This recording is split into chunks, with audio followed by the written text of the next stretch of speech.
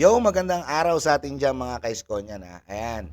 May tatapik tayo, pati mga ka-DDS na nanonood dyan. Itatapik lang natin si Joel Chua.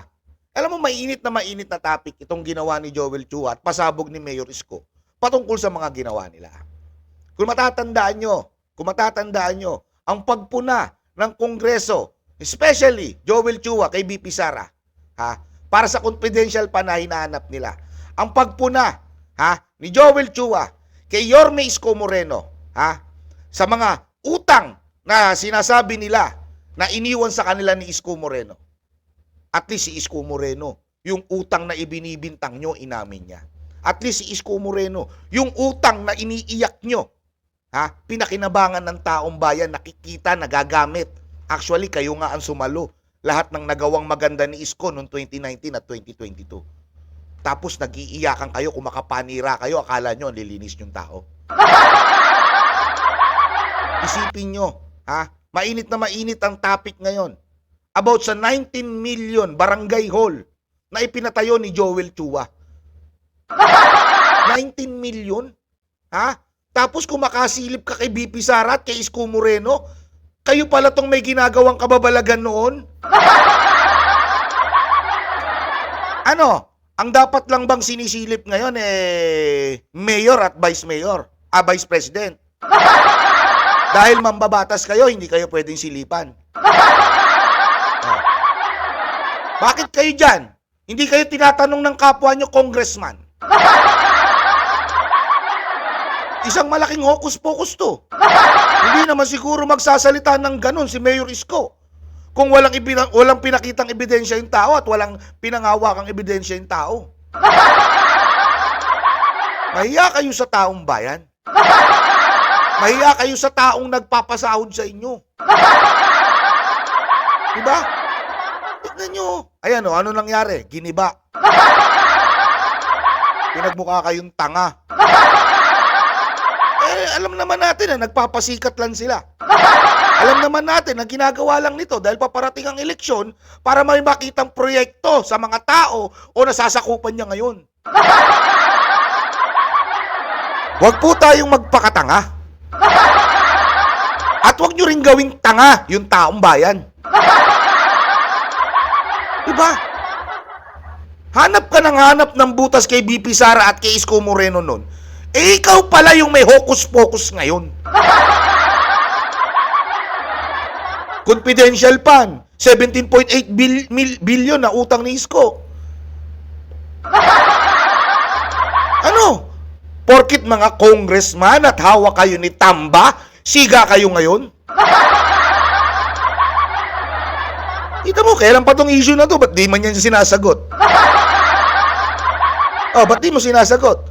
Pero kayo, kung makapilit kayong magtanong kay BP Sara, kung makapilit kayo sagutin ni BP Sara, nagmamadali kayo.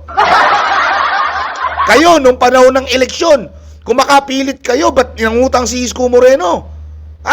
Minamadali nyo sagutin. Sabi nga ni Isko, hindi ko lang kayo pinagpapapatulan ng eleksyon. Diba? Sinabi naman ni Isko, hindi lang kayo pinatulan. Sabi nga ni Isko, bahala na Diyos sa inyo. Ngayon, kinakarma kayo ngayon. Masarap buhay nyo, nanalo kayo Kayong tatlong ewan. Nakaupo si Abante. Big 3. Big 3 ng Maynila. Sarap buhay kayo Pero sa tingin nyo, makakaporma pa kayo sa Maynila? Hanggang dyan na lang kayo sa House of Representatives o sa Kongreso. Wala na kayong power dito. Kahit pa paano, nabawasan kayo ng lakas. Kasi dati may power ka na sa Kongreso, may power ka pa sa Maynila. Tama ba? Ngayon, hanggang dyan na lang kayo. Pakinggan natin yung mga pinagsasabi ni Mayor Isko Moreno sa kanila.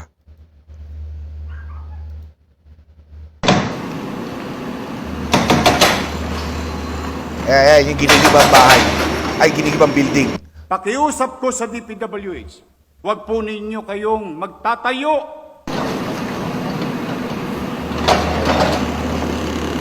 Pag kayo magtatayo ng gusali o infrastruktura sa lugar na ipinagbabawal ng batas, saan ka nakakita? Pera ng congressman. pera ng taong bayan.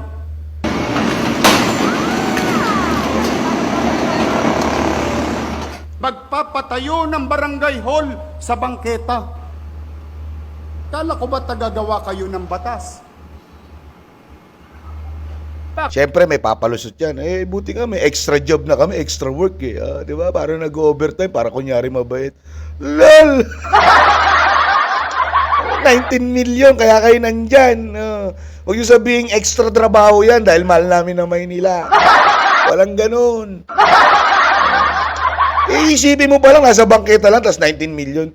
Eh, 19 million mo, makakabili ka na ng bahay at lupa, building, sa commercial na lugar. Hindi ka nagagastos ng 19 million. Makakabili ka na ng building. Ito kami pinagloloko nyo. Bahay na. Kayo nagtatayo ng barangay hall at building sa tapat ng eskwelahan. Bakit ka mo? Sa tapat ng eskwelahan. Siyempre, nandyan yung mga magulang na nagsusundo sa mga anak nila. Nandyan yung mga magulang, makikita kung ano yung trabaho, tapos nakalagay pa yung mukha nila. Uy, ang galing ni Congressman. Nagpatayo ng barangay hall sa tapat ng paaralan. Uy, ang galing ng Congressman. Matututukan yung mga estudyante kasi sa tapat ng paaralan. Social building. Kung tutusin, kahit wala naman sa tapat ng eskwela ng barangay hall na pinatupad nyo, dapat talagang tutukan ng barangay yan. Real talk lang. Dapat tutukan ng mga tanod dyan, bantayan, yung mag-aaral sa oras ng pasukan at oras ng uwian. Hindi kailangan ng building para matutukan. Dapat talagang nilalapagan nila yan. Eh, syempre maraming makakakitang magulang. Na project. Project ni Joel Chua to. Joel Chua, ang galing. Tuwan-tuwa sila. Tuwan-tuwa yung ibang mga magulang. Pero hindi nila alam, 19 million yung ginastos dyan. Diba? Imbis na itulong na lang mismo sa paaralan para gumanda pa yung gamit. Ma-upgrade yung mga computer, yung mga kagamitan sa eskwelahan. Tuwan-tuwa sila. Sasakripisyo yung mga bata. Kahit pa paano, makakabili ka na ng aircon kada isang classroom dyan. Di sarap buhay pa ng mga bata, tulad nung nasa almaryo. Lahat ng bata, naka-aircon po. Di ba? Tuloy natin. Nasakripisyo ang teacher, estudyante, para lang ma-display nyo mga pangalan ninyo sa mata ng publiko na kayo'y may ginawa. Correct! Tawag yan, pakitang tao. Pakitang tao. Pero itinarga ninyo sa bangketa where you know very well roads, alleys, and boulevards and avenues are beyond the commerce of men. Naglilinis kami dahil kayo'y congressman, kayo'y siga, ni walang permit. Isipin nyo yung putang inang permit na yan. Kaalyado nyo na yung mayor. Kayo na ang siga sa Maynila. Gagalawan nyo na lang. Pwede na nga kayo hindi kumasos dahil magtotropa naman kayo dyan sa City Hall nung mga nakaraan eh. Kikilusan nyo na lang, hindi nyo pa magawa. Ay mo, walang walang building permit. Diba? Sasabihin nyo kayo yung tapat na totoo? Mga gago ba kayo? Kutsa para nyo niloloko yung tao. Dapat na totoo, tas ganyan yung pinagagawa nyo. Katamaran yan. Ang tawag dyan, pambabraso. Gumagawa kayo ng batas, tapos hindi nyo maipatupad yung batas mismo sa nasasakupan nyo. Ikagawa kayo ng batas, tapos mismong nasasakupan nyo, hindi nyo mapatupad yung batas na dapat sinusunod nyo. Ano mal na to? Ni walang construction permit.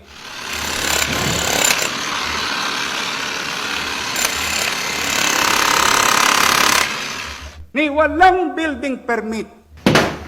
Ang building permit, gastos lang daw yun. Yorme, tsaka wala naman sisilip daw, Yorme. subukan niyong gawin yan sa harapan ko ngayon. Iohoyo ko kayong lahat. Ay, Yorme, bantay ka. Bata ni Tambay ang mga yan. Malalakas ang loob niyan. Oo. Pero magkakasubukan ngayon. Si Isko Moreno nagsalita sa taong bayan, kahiyaan pag hindi kayo pinatulan yan. Kaya magkakasubukan ang mayor at ang congressman. Kaya kayang saluhin ni Tamba tong mga gagon to.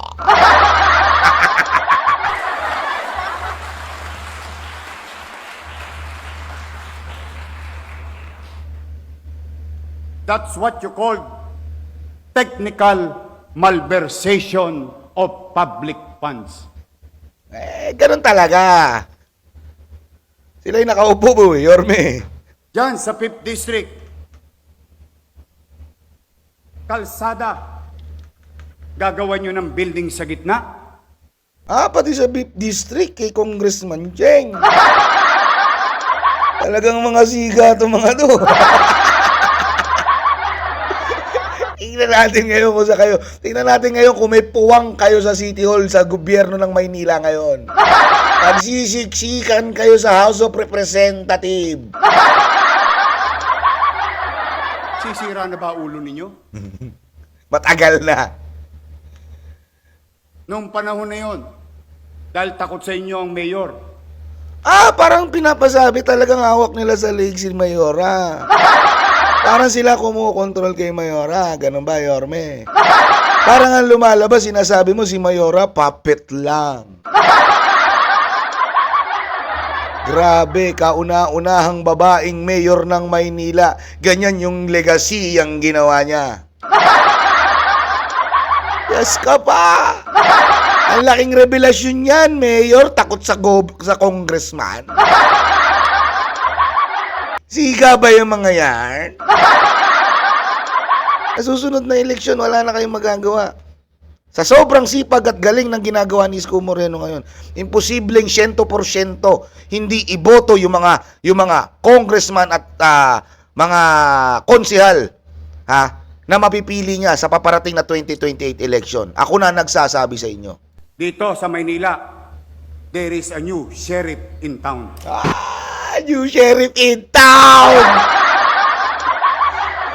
Di ba, pag sheriff ka, di ba, pinapalayas ka, may hawak ka ng ganito. Mangyayari kaya na makasuhan yung mga taong yan? Mangyayari kaya na mapatalsik sa pwesto yung mga yan? Kasi kung mangyayari yan, maraming Manileño ang matutuwa. Magaling lang kayong pumuna, Joel Chua. Pero pag kayo na ang pinupuna, hindi na kayo makapagsalita. Asan yung tapang nyo nung nagbibintang kayo kay BP Sara? Asan yung tapang nyo nung inaakusuhan nyo si Isko Moreno? Ni mga animal kayo, nagmamadali pa kayo, sagutin nyo, ba't di kayo sinasagot? Ba't hindi pumupunta si BP Sara? Bakit hindi sumasagot si Isko Moreno? Pero sarili nyong issue, hindi nyo masagot ngayon. Sarili nyong issue, wala kayong magawa. Tapos sasabihin nyo si BP Sara at si Isko Moreno ang walang ya? Malas nyo. Malas nyo. Pinag-aralan lahat ni Isko habang nangangampanya siya. Yung mga kabalastog ang ginawa nyo. So sabi ko nga, it's payback time. Tignan natin kung may magagawa yung mga yan. Marami pang mangyayari. Abangan natin. Well, anyway, maraming salamat mga ka-Iskonyan. Ayan, abangan nyo ang mga news at upload video ni AC Sigaw. Mapapadalas na po. Kita-kits po ulit tayo. I love you all mga Iskonyan. Momo chup chup babush!